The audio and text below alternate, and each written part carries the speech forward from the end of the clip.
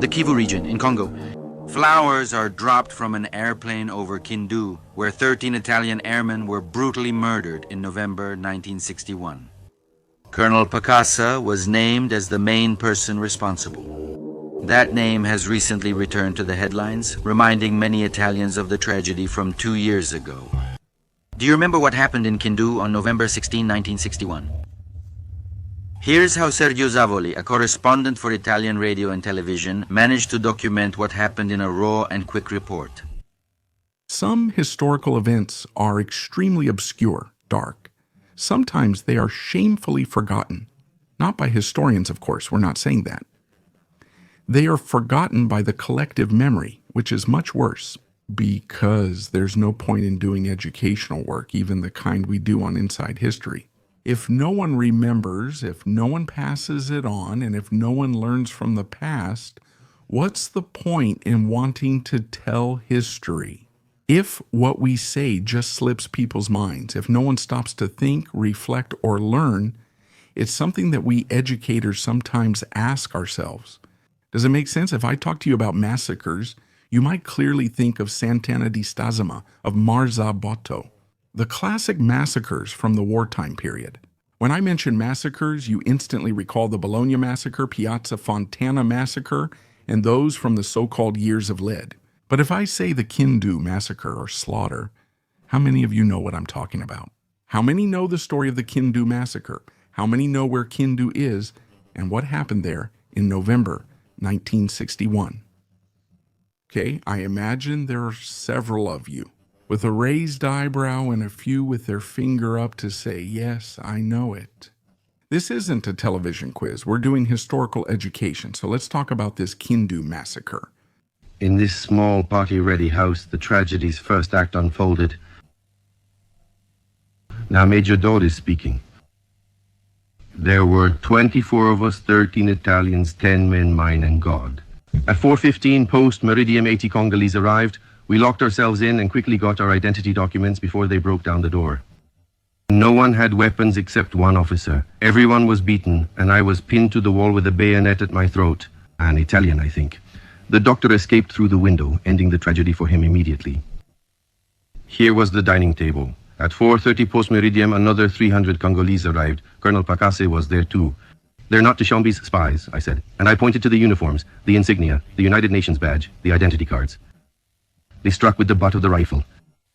The marks of that violence are still on the ground.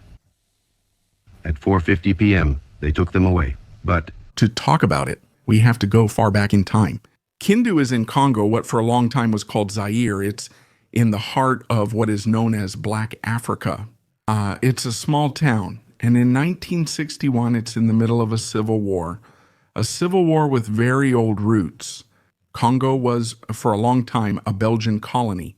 Under the rule of Leopold, King of Belgium, it had become a hell on earth. Why Congo? Rich in natural resources, rubber, caoutchouc, diamonds, uranium, and other precious materials, it had become the personal domain of the King of Belgium, who exploited it as much as possible by enslaving the local population who died in tens and hundreds of thousands to satisfy the greed of the monarch. Over time and with reforms, the colony became something different, something more humane, to the point that entire Belgian families had decided to move there, setting up their own businesses, some in industry, commerce, agriculture, and plantations. But in 1960, Congo demanded and finally obtained independence. 1960 was indeed a ripe period for declarations of independence. 2 years later, Algeria's would come. In the meantime, several states that were already part of European dominions obtained independence in various ways. India and Pakistan, peacefully. Vietnam, through an actual war against France. The Congo gained independence under the pressure of anti-colonialist opinion movements. And thanks also to the work of two politicians. These two politicians are Joseph Kasavubu and Patrice Lumumba. Two politicians who could be described as almost polar opposites. Kasavubu is Western educated, what we would call today a moderate, strongly tied to European interests. Lumumba who studied at the University of Moscow, had a clear socialist background, with a strong polemical streak against Europeans in general, and the Belgians in particular, whom he considered to be the oppressors and killers of his people. They can be united by the cause of independence, which appeals to both in different ways, but ultimately brings them together. One, Kasavubu, as president of the nascent Republic of the Congo, and the other Lumumba as prime minister. Of course, it's not easy for Belgium to part with its historic colony. It's not only because of the strong presence of European civilians, but above all because the Congo, as we said, is very rich, and the Congo is heavily dependent on the Belgian presence. The public administration is entirely in the hands of the Belgians, and the army, the Armée Nationale Congolaise, was created by converting the Force Publique, which was famous for its child soldiers. The man from Congo did not do it as Brado did, following the same paths. Politics, sweet screen, public service announcement, didn't it? I leave here because it's about to explode.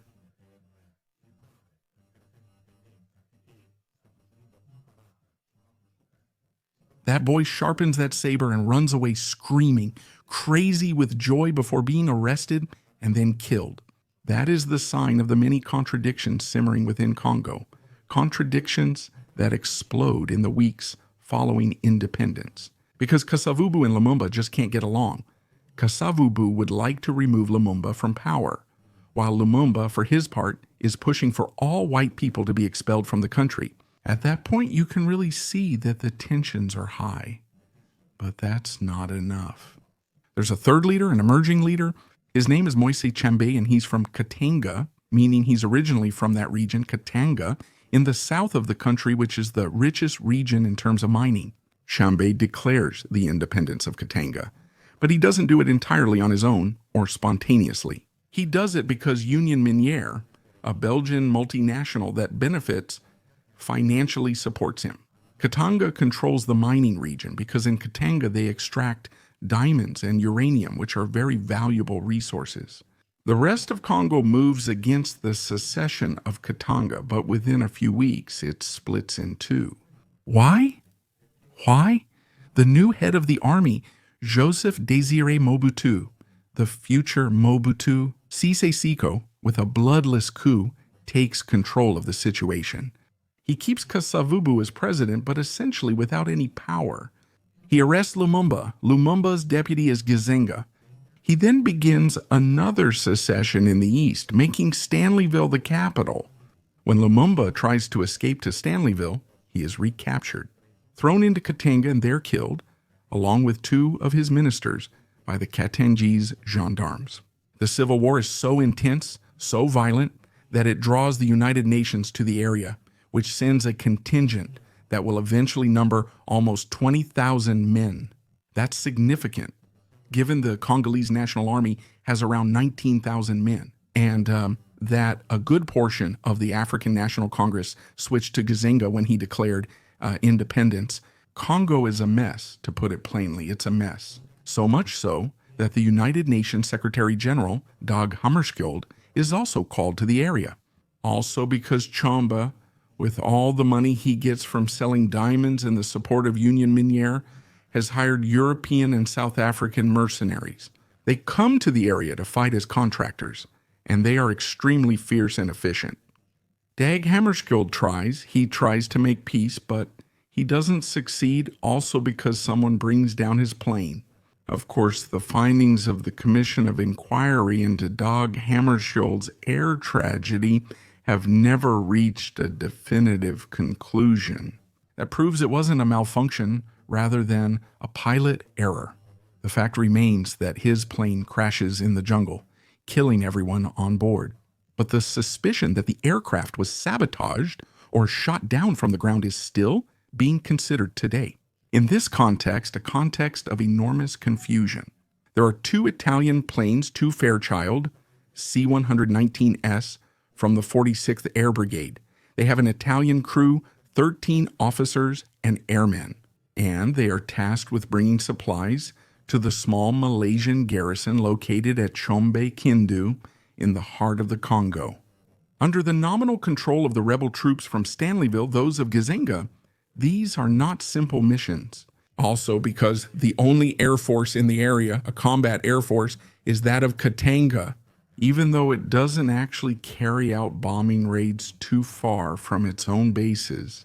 Kindu is therefore safe from Katangi's attempts. And yet, at the start of November 1961, alarming rumors spread. No one knows who began them. Rumors are circulating that within a few days, a paratrooper commando is supposed to land in Kindu. Mercenary Chom's mercenaries, the feared terrible Les Affreux, who caused panic just by being mentioned among Gizenga's troops. But who started this rumor? Why isn't it true? First of all, Chombe doesn't have paratroopers. Secondly, he doesn't have transport planes to send them that far. And then why would a paratrooper commando move from Katanga to go and take Kindu, which is very far from the supply line? No one thinks about it. No one uses logic. There's only a lot of fear and a lot of anger. Kindu is boiling with anger. And when, on November 12th, 1961, those two transport planes take off, having taken off the night before, they arrive in Kindu. The situation is explosive. And it's even worse because not getting immediate authorization to land, the two planes circle the airport a couple of times. Those maneuvers put the local Congolese garrison on alert. It's them, those 2,000 soldiers loyal to Gizenga, who see these planes and think, these are the paratroopers we were told would arrive. They're coming here to kill us. Some say that the Congolese are drunk or at least incited by someone. The evidence for this will never be found. What is certain is there are no weapons on those planes. The 13 Italians on board, led by Major Parmigiani, are unarmed, they are harmless. On board, they only have food and medicine. The goal is to land, unload the planes, eat something, and take off again. At 2 p.m., the planes land and the crews head toward a small house at the edge of the runway, which serves as a shelter and a chapel. The official mass has already been established on the house's first floor. They are there eating in the company of some Malaysian officers when 200 Congolese soldiers armed to the teeth burst into the house. They demand that the white people be handed over to them. After all, the only white people there are those 13 Italians. The officer in command of the Malaysians, Major Maud, objects. He says that those are Italians. They haven't done anything. They are United Nations troops. They're there only to deliver food and medicine. They're not armed. They're not paratroopers. There is no threat, and nothing is believed. The Congolese want the white people. They want to capture them and lock them up in prison. They have weapons in their hands. One of the Italians, Lieutenant Dr. Francesco Paolo Ramotti, panics. He jumps through a window and falls to the ground, but he doesn't even have time to escape because the Congolese are on him right away and they kill him with rifle butts. The 12 surviving Italians gather Ramotti's body, and at around 4:50 post-meridium, they are forced by the Congolese soldiers to gather in the local prison. Ramotti isn't even buried at first. He's simply wrapped in some blankets. His body stays there in a cell for an entire day. Meanwhile, the United Nations, through Major Maud, tries to figure out how to proceed, whether it's time to take forceful action. No, because the Malaysian garrison is very small and couldn't stand up against 2,000 armed men, fully armed. Maud tries to talk to Colonel Picasa, the commander of the local Congolese garrison, but he remains unyielding. To him, they're European mercenaries. The United Nations insignia doesn't matter, nor does the fact they speak only Italian and French, not Flemish. For him, they are mercenaries and should be treated as such. Maud tries to talk to her United Nations superiors. General Lundula also arrives at the airport along with other United Nations officials. He asks to have the situation explained to him. The general tries to figure out how to act, but it seems that Colonel Picasa and his officers have lost contact with the troops. The troops are now out of control. The troops have already decided that those are mercenaries, and they must die. While negotiations continue, it's actually some enlisted soldiers who enter the prison. They open the cells, grab their submachine guns, and carry out the massacre. That's how the 12 Italians die. The Kindu Massacre appears in Italian newspapers after a few days, and the news comes in a fragmented way. Some talk about violence, some talk about mutilations, about torture. Someone writes about Congolese soldiers, others say the soldiers were on drugs. Someone writes that maybe the problem was the fact that the Italian planes didn't have the right markings. The news is fragmented. 1961. It's not like today when the world is global and you can easily get news with a simple search on the internet or in other ways. It takes some time to shed full light on the massacre. It takes some time to find the grave where the Italians were buried. The 12 who were slaughtered in the prison and the medical lieutenant who had previously been killed with rifle butts. The discovery of the mass grave, at least, rules out mutilations or other horrifying hypotheses. It must be said that in the meantime, the United Nations had not taken any action. They feared reprisals against the Airmen, believing they were still alive and imprisoned. The United Nations officials were unaware that those 13 men were already dead.